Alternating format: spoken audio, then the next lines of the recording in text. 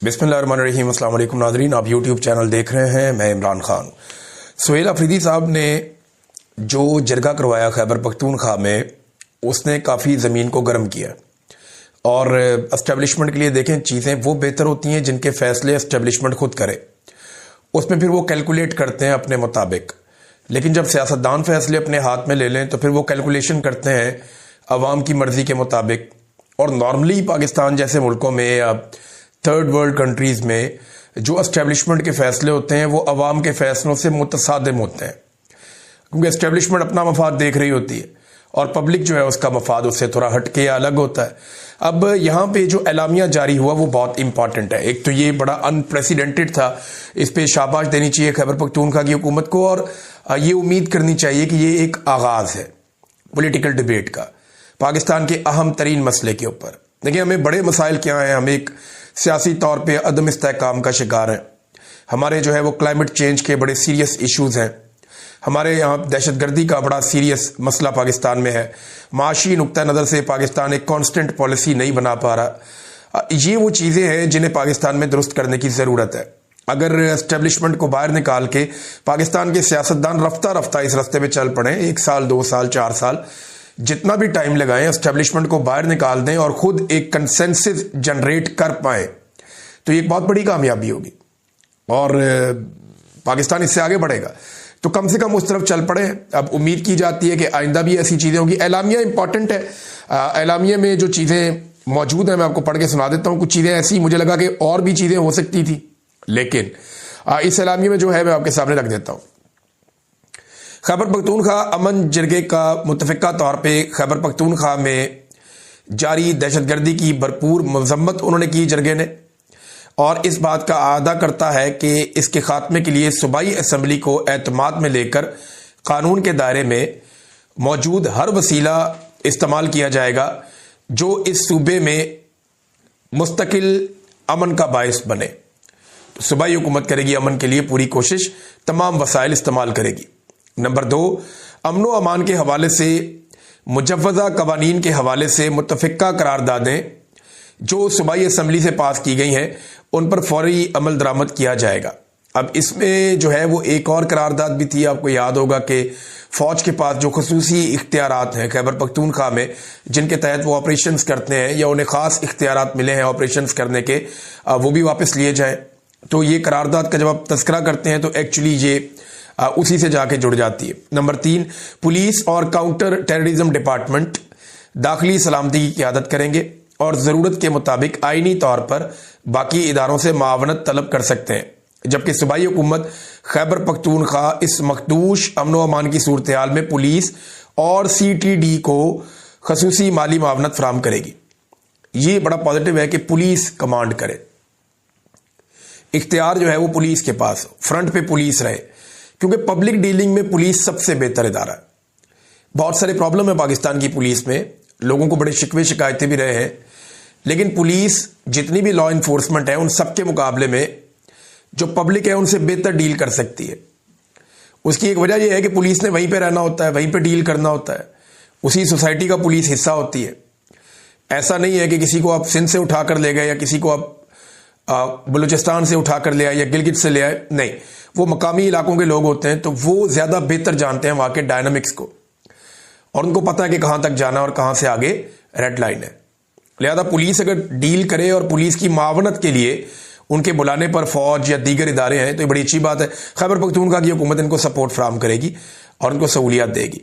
गैर कानूनी महसूलात, भत्ताखोरी और जो मारामारी इस वक्त जारी है खैबर पख्तूनख्वा में, इसके लिए एक मजबूत पॉलिसी बनाई जाए ताकि दहशतगर्दों का जो माशी एक पूरा नेटवर्क है वो टूट जाए। खैबर पख्तूनख्वा बिलखसूस शोरिश ज़दा इलाकों में मादनियात की जो गैर कानूनी निकासी है इसका खात्मा किया जाए। इंपॉर्टेंट है कि जिन इलाकों में लड़ाई लगी हुई है या जहां पे हालात ख़राब हैं, हालात ख़राब होने की एक वजह मादनियात भी है, तो बिल्कुल मादनियात की खुदाई भी बंद कर दें, वहां से मादनियात की तरसील या वहां से मादनियात की निकासी उसको बंद किया जाए, खात्मा किया जाए। सूबाई और छठी यह है कि सूबाई असम्बली खैबर पख्तूनख्वा को जारी सिक्योरिटी इदारों की कार्रवाइयों और उनकी कानूनी बुनियादों के बारे में मुतय्यना मुद्दत में इन कैमरा ब्रीफिंग दी जाए। यानी इदारे आए और बताएं जनाब इन कैमरा ब्रीफिंग में कि कानूनी नुक्ता नजर से मामला क्या है और किधर है और करना क्या है। सूबाई सतह पर अमन के फोरम कायम किए जाए जिनमें अक्सरियत गैर सरकारी अराकीन की हो, यानी सरकारी बंदे ना हो, और मुंतखब नुमाइंदे, सियासी जमातें, नौजवान, अकलियत और खवातीन, ये लोग इसके अंदर होने चाहिए जो वक्तन फवक्तन जो है वो राब्तों में भी रहे और जुड़े रहे आपस में। इसके बाद एक और जो 8वीं शर्त है वो ये रखी गई कि शहरी सतह पर पुलिस, कंटोनमेंट और बल्दियाती इदारों के माबैन हमांगी के लिए सिटी सेल्स कायम किए जाएं जो चेक पोस्टों के खात्मे के लिए मुकर्ररा वक्त पर मबनी मंसूबे तैयार करें। यानी अब यह फैसला किया जाए कि जो इजाफी चेक पोस्टें बन गई हैं खैबर पख्तूनख्वा में, जिनसे लोगों को इरिटेशन होती है, लोग परेशान होते हैं, एहतजाज करते हैं, उन चेक पोस्टों का वक्तन फवक्तन अब खात्मा किया जाए, एक टाइम फ्रेम उनका बनाया जाए। नंबर 9 ये है कि मकामी हुकूमतों के इस्तेहकाम और माली तहफ़्फ़ुज़ के लिए आईनी तरमीम की जाए, जबकि प्रोविंशियल फाइनेंस कमीशन PFC को नेशनल फाइनेंस कमीशन के साथ मुंसलिक किया जाए।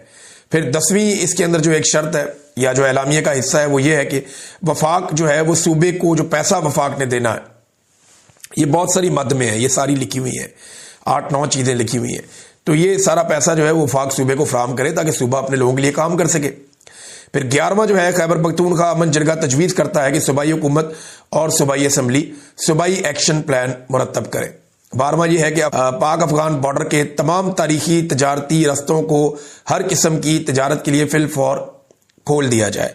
13वां यह है पाक अफगान खारजा पॉलिसी बनाने में वफाक सूबाई हुकूमत से मुशावरत करे और सफारतकारी को तरजीह दे। 14वां यह है कि अमन जरगा ये तजवीज़ करता है कि वफाकी और सूबाई हुकूमत के दरमियान तनाव को कम किया जाए। 15वां यह है कि मुश्तरका मफादात कौंसिल का इजलास आईनी मुद्दत के मुताबिक बुलाया जाए। और खैबर पख्तूनख्वा का कौमी जरगा भी बीच में हाथ से लिखकर इसमें शामिल किया गया कि वो भी इसके अंदर तश्कील दिया जाए और उसको शामिल किया जाए। तो ये एक एलामिया है, मुतवाज़न है। अब उम्मीद करते हैं कि जो स्टेक होल्डर्स हैं, चाहे वो एस्टेब्लिशमेंट है, फेडरल गवर्नमेंट है, वो सारे इसके ऊपर तवज्जो देंगे। ये खैबर पख्तूनख्वा की पॉलिटिकल पार्टीज इसके अंदर बैठी और उन्होंने सबने दस्तखत करके इसके ऊपर बात की है। अब नादरीन आ जाए वापस आईनी तरमीम के ऊपर। नवाज शरीफ साहब आए कौमी असम्बली में, उन्होंने आईनी तरमीम के लिए वोट डाला। अब ये वो नवाज शरीफ है जिन्होंने बार बार ये बात की कि जर्नैलों से आज़ादी का उन्होंने नारा लगाया।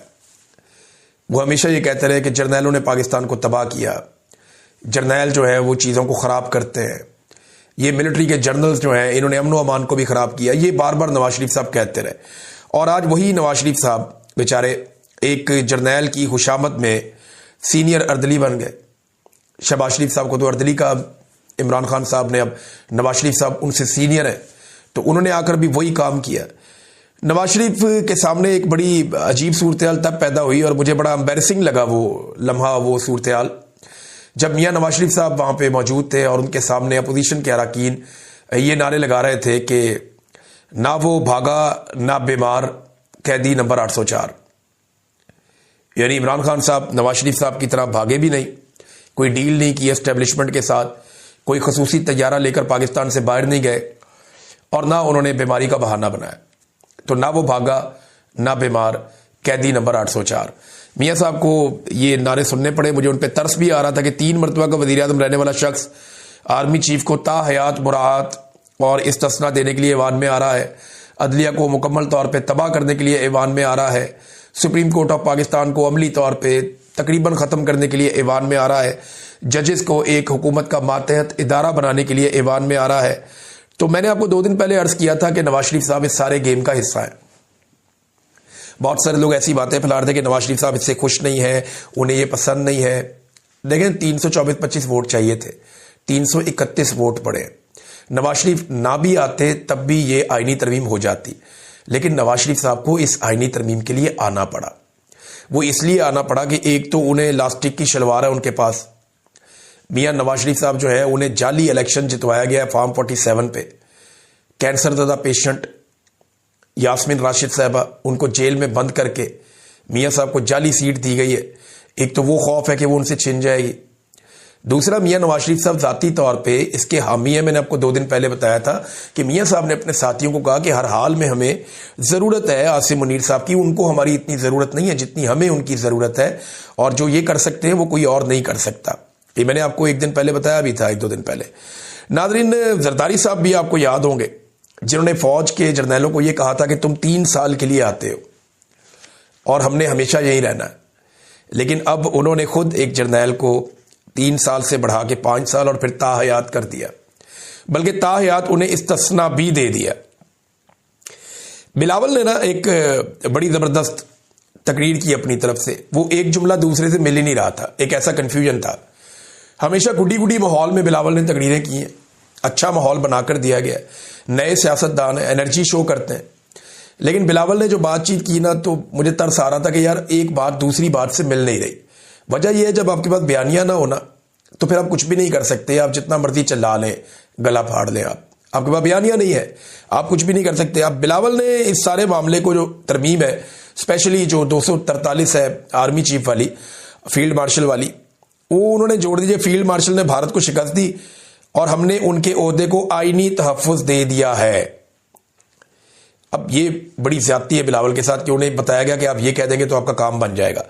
देखिए, पाकिस्तानी अब बेवकूफ़ नहीं है, उन्हें पता है कि आईनी तहफ़्फ़ुज़ क्या है और भारत के साथ लड़ाई का इससे क्या ताल्लुक है। यानी ये और भी लोग कह रहे हैं कि भारत के साथ लड़ाई, शहबाज शरीफ ने भी यही बात की कि जनाब क्योंकि भारत के साथ लड़ाई में बड़ी कामयाबियां मिली हैं तो हमने फील्ड मार्शल के ओहदे को आईनी तहफ़्फ़ुज़ दिया। जो फील्ड मार्शल का एक टाइटल है ना, वो जिसको मिलता है वो सारी जिंदगी रहता है। ये बात पहले से सबको पता थी, ये मैं आपको पहले बता भी चुका हूं अपने वीलॉग्स के अंदर। इस मरतबा फील्ड मार्शल के ओहदे को कोई आईनी तहफ़्फ़ुज़ नहीं दिया गया, किया यह गया है कि उनकी मुराद को सारी जिंदगी के लिए जारी कर दिया गया, कंटिन्यू कर दिया गया, नंबर 1। नंबर 2, उन्हें मरते दम तक के लिए इस्तिस्ना दे दिया गया कि इनके ऊपर कोई भी शख्स कोई केस ना कर सके। इस बात का खौफ ना रहे कि इनके ऊपर कोई केस हो जाएगा, इन्हें अदालत में जाना पड़ेगा या जेल में जाना पड़ेगा या थाने में पकड़े जाएं या किसी और जगह पकड़े जाएं। इनको इस्तिस्ना मिल गया, किसी फौजी अदालत में, किसी सिविलियन कोर्ट में, कहीं पे इनके ऊपर कोई केस नहीं हो सकता, क्योंकि आईन ने इनको इस्तिस्ना दे दिया है। अब ये एक काम इन्होंने किया, तो इसका इंडिया के साथ क्या ताल्लुक है, या अफगानिस्तान के साथ लड़ाई के साथ क्या ताल्लुक है? क्या इंडिया और अफगानिस्तान पाकिस्तान की अदालतों के जरिए से आसिम मुनीर साहब पे कोई केस चलाना चाहते हैं? क्या वो पाकिस्तान में आकर कोई मुकदमा दर्ज करना चाहते हैं? यानी मेरी समझ से बाहर है कि वो क्या जवाब क्या गढ़ रहे हैं। भाई, इसकी सिंपल वजह ये इंडिया और अफगानिस्तान नहीं है, इसकी वजह इमरान खान और उनकी पॉलिटिक्स है। इसकी वजह जो मौजूदा सियासतदान है वो है, क्योंकि आसिम मुनीर साहब भी अच्छी तरह जानते हैं कि जो बाजवा साहब की बैंड बजाई है PMLN ने, तो ये आसिम मुनीर साहब जब जाएंगे तो उन्हें भी माफ नहीं करेंगे। और इमरान खान साहब से भी ये लोग एक दूसरे को डराते रहते हैं कि इमरान खान आ जाएगा तो ये कर देगा, तो वो कर देगा, वो नहीं छोड़ेगा। वो बेचारे अपोजिशन वाले गारंटियां देते हैं कि जी हम इमरान खान की गारंटी देते हैं, वो आपको कुछ नहीं कहेगा, उससे ना डरें आप। लेकिन ये एक्चुअली जो तरमीम है ना, ये खौफ की वजह से। चौधरी निसार अली खान जो एस्टेब्लिशमेंट को बहुत अच्छे तरीके से जानते हैं, उन्होंने भी यही बात की कि ये खौफ की वजह से अब एक बेचैनी पैदा हो रही है। नाज़रीन, बेचैनी ये है कि देखें, प्रैक्टिकली काम तो बहुत सारे बंदों ने किया है ना, चाहे मिलिट्री एस्टेब्लिशमेंट के करैक्टरों में कोई 1-2 तो नहीं है, वो बहुत सारे हैं। शहीद अरशद शरीफ के केस के अंदर भी 7 फौजी अफसरान के नाम है। जो धांधली वाला मामला है, पूरे मुल्क का मैंडेट चोरी हुआ, वो जाके सिकंदर सुल्तान राजा के गले में फंसेगा। कुछ चीजें काजी फायद ईसा के जाके गले में फंसेंगी। अब उन सारों को तो आईनी तहफ़्फ़ुज़ नहीं है, तो एक बेचैनी पैदा हो गई है कि हमारे फील्ड मार्शल साहब को आईनी तहफ़्फ़ुज़ मिल गया, वो कोई भी ऑर्डर दें, कोई भी बात करें, कुछ भी करें, उनके ऊपर कभी भी कोई मामला नहीं होगा, वो आईनी तौर पे महफूज रहेंगे। लेकिन जो लोग आगे उसको एग्जीक्यूट करेंगे या आगे जाके कोई चीज करते हैं जो गैर कानूनी या गैर आईनी होती है, उन सारों को तो आईनी तहफ़्फ़ुज़ नहीं है। तो वहां पे भी एक बेचैनी, और आने वाले दिनों में आपको ये बेचैनी बढ़ती हुई नजर आएगी। नादरीन, इसहाक डार साहब ने एक इंकशाफ किया, वो मैं आपके सामने रखना चाहता हूं। इसहाक डार साहब ने कहा कि इरफान सिद्दीकी साहब जब बीमार थे तो मैंने, क्योंकि वोट का टाइम आ रहा था सेनेट में, तो 2 बंदे भिजवाए कि जाके पता करें। तो बंदे गए और उन्होंने जाके पता किया तो उन्हें बहुत सारे गैजेट्स लगे हुए थे, वो बेहोशी के आलम में थे। तो डार साहब ने एक बड़ा अजीबोगरीब क्लेम कर दिया कि डॉक्टर ने कहा कि इनको एम्बुलेंस में डाल के स्ट्रेचर पे हम भिजवा देते हैं अगर आपको चाहिए तो। ऐसे डॉक्टर को तो जेल में डाल देना चाहिए, जो एक नीम बेहोश मरीज को, यानी जो होश में ही नहीं है मरीज, जिसको जनाब मशीनें लगी हुई हैं और मशीनों के जरिए से उसको जिंदा रखा हुआ है, एक ऐसे मरीज को कोई डॉक्टर कहता है कि आप इसको उठा के हम आपको एम्बुलेंस में या स्ट्रेचर पे डाल देते हैं, आप इसको ले जाएं और जाके सेनेट में अपनी कार्रवाई कर लें। मैं हैरान हो रहा हूं, मुझे ये कंफर्मेशन चाहिए। कोई जर्नलिस्ट अगर हमारे वहां पे मौजूद हैं तो जाके डॉक्टर्स का इंटरव्यू करें, उनसे पूछें कि क्या आपने ऐसी ऑफर की थी कि इस हालत में जो बिस्तरे मर्ग के ऊपर एक आदमी पड़ा हुआ, उसको उठाकर आप सेनेट के इजलास में भेजना चाह रहे थे। मुझे नहीं लगता कि दुनिया का कोई कसाई डॉक्टर भी होगा तो वही हरकत करेगा कि जनाब हम इसको भेज देते हैं, आप इसको ये नीम मुर्दा आदमी से आप वो करवा लें। हालांकि बहुत सारे लोग दावा कर रहे हैं कि उनका इंतकाल हो चुका था। तो डॉक्टर साहब ने मुझे लगता है कि बढ़ा चढ़ा के बात करते करते एग्जैजरेट कर गए। डॉक्टर ऐसा कर नहीं सकते, जो मेरी समझ है उसके मुताबिक तो ये नामुनासिब है और ये मुमकिन भी नहीं लगता मुझे। अच्छा नाज़रीन, एक तस्वीर वायरल हुई नवाज शरीफ साहब की, ये कौमी असम्बली से। नवाज शरीफ साहब ना हाथ से ऐसे प्यार कर रहे हैं आसिफ जरदारी साहब की साहबजादी को, आसिफा जरदारी को। तो बहुत सारे लोगों ने उस पर बहुत सारी बातें की कि जनाब ये शफकत है मियाँ साहब की, ये आज की सबसे खूबसूरत तस्वीर है, ये है जमहूरियत का हुस्न है ये, और कोई इखलाकियात कह रहा है, कोई सियासी इकदार कह रहा है। देखिए तस्वीर अच्छी है, देखें तो आपको अच्छा लगता है कि एक बुजुर्ग आदमी एक बच्ची को जो है वो प्यार कर रहा है, हाथ से सर में उसको थपथपा रहा है। लेकिन सवाल ये पैदा होता है कि ये दोनों लोग यहां पे कर क्या रहे हैं? मियां नवाज शरीफ साहब के अंदर अगर ये सियासी इकदार है तो आज बहुत सारी बच्चियां जेलों में बंद हैं और वो बेगुनाह बंद हैं, सब जानते हैं। उनका गुनाह सिर्फ इतना है कि वो नवाज शरीफ के जो पॉलिटिकल सबसे बड़ा मुखालिफ है इमरान खान, वो उसकी हमायत कर रही है और उनको उठा के जेलों में डाला हुआ है। जाली मुकदमात में एक एक वकूए के 6-6 अलग अलग शहरों में मुकदमात करके उन्हें जेलों में बंद कर दिया। डॉक्टर यास्मीन राशिद साहिबा 70 साल से जायद उम्र है, नवाज शरीफ की उम्र की हैं, बुजुर्ग हैं और कैंसर की पेशेंट हैं। वो बाहर आ जाती हैं, फिर उन्हें बंद किया जाता है कि नहीं ये तो नवाज शरीफ का हल्का है, यहां से तो मियां साहब को इलेक्शन जितवाना, ये बीबी को वापस बंद करो। तो मियां साहब की वहां पे इखलाकियात कहां गई? वहां पे मियां साहब के अंदर का इंसान कहां गया? बहुत सारी खवातीन को सड़कों पर घसीटा गया, जलील किया गया, रुस्वा किया गया, अभी तक जेलों में बंद रखा गया। और ये दोनों लोग जो वहां मौजूद हैं, चाहे वो बच्ची आसिफा जरदारी है चाहे नवाज शरीफ है, ये दोनों असेंबली में कैसे पहुंचे? आसिफा जरदारी को बिला मुकाबला पहुंचाया गया, उनके मुकाबले तमाम उम्मीदवारों को जबरदस्ती बिठा दिया गया। बाद में एक उम्मीदवार चिल्लाता रहा कभी मैं तो बैठा ही नहीं था। इन्होंने ऐसे ही अनाउंस कर दिया कि बिला मुकाबला ही होगी, मैं तो बैठा ही नहीं था। किसी को गायब कर दिया, किसी को उठा लिया, किसी पे मुकदमा कर दिया, किसी को पैसे दे दिए। इस तरीके से तो इलेक्शन जीत कर ये लोग आए। ये दोनों लोग इस असेंबली में जाली तरीके से पहुंचे हैं और इनकी तस्वीर को लेकर जज्बाती होने की बजाय हमें हकीकत का सामना करना चाहिए कि ये लोग यहां पे आए कैसे हैं। अब नाज़रीन, एक हनीफ अब्बासी साहब ने एक जुमला बोला और वो मैं समझता हूं कि कत्ल की धमकी है एक तरह से, क्योंकि इमरान खान साहब पे जब पिछली मरतबा कातलाना हमला हुआ तो उससे पहले माहौल बनाया गया था। अब हनीफ अब्बासी साहब का जो जुमला है मैं आपके सामने रख देता हूं। उन्होंने कहा अगर ये रवैया ना बदला तो ऐसा ना हो कि इनके लीडर की वक्त से पहले ही फातिहा पढ़ ली जाए। ये अब कत्ल की धमकी, फातिहा तो उसकी पढ़ी जाती है जिसका इंतकाल हो जाता है। कि अगर रवैया ना बदला, कौन सा रवैया है? वो कहते हैं हमें हमारे पॉलिटिकल राइट्स दिए जाए, वो ये कहते हैं कि हमें हमारा मैंडेट वापस किया जाए, वो ये कहते हैं कि जो जबरी तौर पे इंसानों को लापता कर रहे हैं, इंसानी हकूक की पामालियां कर रहे हैं, वो खत्म की जाए। तो इसको रवैया बदलने की जरूरत क्या है? ये तो बेहतरीन रवैया है। इस मामले को लेकर इमरान खान साहब को कत्ल करने की एक तरह से धमकी दी है कि वक्त से पहले ही फातिहा ना पढ़ दी जाए। ये बड़ा अफसोसनाक है। हनीफ अब्बासी साहब ने अपनी जिंदगी में खुद भी मुश्किलात देखी हैं। मुझे लगता था इन लोगों ने कुछ सीखा होगा, लेकिन अफसोस सूरत हाल आपके सामने है। नाज़रीन, पाकिस्तान के इंफॉर्मेशन मिनिस्टर ने वहां पे खड़े होकर असेंबली में बहुत जोरदार आवाज में कहा कि पाकिस्तानी पासपोर्ट की पूरी दुनिया में बहुत इज्जत हो रही है और जहां पे आप लाइन में जाते हैं इमिग्रेशन में तो हमारा पासपोर्ट देखकर हमें सराहा जाता है, हमारी बड़ी इज्जत की जाती है, तो बड़ी हमारी कदर की निगाह से हमें देखा जाता है। तो खुद तो वो एक स्पेशल पासपोर्ट के ऊपर ट्रेवल कर रहे हैं और प्रोटोकॉल्स के साथ जा रहे हैं। उन्हें आइडिया नहीं है कि पाकिस्तानियों के साथ दुनिया भर के एयरपोर्ट्स के ऊपर क्या हो रहा है। दुनिया भर के एयरपोर्ट्स के ऊपर पाकिस्तानियों के साथ क्या होता है, जरा आम आदमी की तरह निकलकर ट्रेवल करके देखें, आपको पता चलेगा। दुनिया के जो बदतरीन 4 पासपोर्ट हैं उनमें एक पाकिस्तान का है। बदतरीन 4 पासपोर्ट, उनके अंदर एक पाकिस्तान का है और ढिटाई से खड़े होकर झूठ बोल रहे हैं। और हालात इस पासपोर्ट के ये हैं कि आज ओमान और दुबई जैसे ममालिक जो पाकिस्तानियों के वीजे वैसे ही लगा दिया करते थे, वो वीजे रिजेक्ट पे रिजेक्ट करते जा रहे हैं, रिजेक्ट पे रिजेक्ट करते जा रहे हैं। पाकिस्तानियों को वो वीजे नहीं दे रहे। इतना सीरियस इशू हो गया और ये कह रहे हैं जी हमारे पासपोर्ट की बड़ी इज्जत बढ़ गई है। तो ये इनके जबान के ऊपर ऐसा लगता है इनकी घुट्टी में ही झूठ है, ये सच बोल ही नहीं सकते ऐसा लगता है। नाज़रीन, ख्वाजा आसिफ साहब का, और मैं सच की बात कर रहा हूं तो ये देखें ना इनके बयान कैसे बदलते हैं। ख्वाजा आसिफ का एक बयान आप सुनिएगा। ये मैं आपको पहले बयान का जो है। अच्छा, एक तो ये देखें, वो कह रहे हैं जी कि हमारा डीएनए जमहूरी नहीं है, हमारा कल्चर जमहूरी नहीं है। ये कल तक जमहूरियत के लिए नारे लगाते थे, आवाजें देते थे, शोर मचाते थे। नवाज शरीफ साहब जल से जुलूस, वोट को इज्जत दो, पता नहीं कौन कौन से बयानिए, खलाई मखलूक इन्होंने बना के पूरी कौम को एंटी एस्टेब्लिशमेंट करके कहा कि जनाब पाकिस्तान नहीं चलेगा अगर जमहूरियत नहीं होगी तो। और आज वही ख्वाजा आसिफ का स्टेटमेंट छपा हुआ है कि हमारा डीएनए जमहूरी नहीं है, हमारा कल्चर ही जमहूरी नहीं है। यानी इसी गंद के साथ और हाइब्रिड निजाम के साथ हमने चलना है। और मैं एक और स्टेटमेंट ख्वाजा आसिफ का देख रहा था, उस स्टेटमेंट के अंदर ख्वाजा आसिफ साहब शाबाश दे रहे थे, कुछ अर्सा पहले ये करार दे रहे थे मदारिस के तलबा हैं, हमारी सेकंड डिफेंस लाइन है, हमारे बड़े काम आते हैं, बड़े शानदार लोग हैं, ऐसी बातें पहले ख्वाजा आसिफ कुछ अर्सा पहले कर रहे थे। और अब वही ख्वाजा आसिफ क्या कह रहे हैं, वो बिल्कुल ही बदला हुआ स्टेटमेंट है।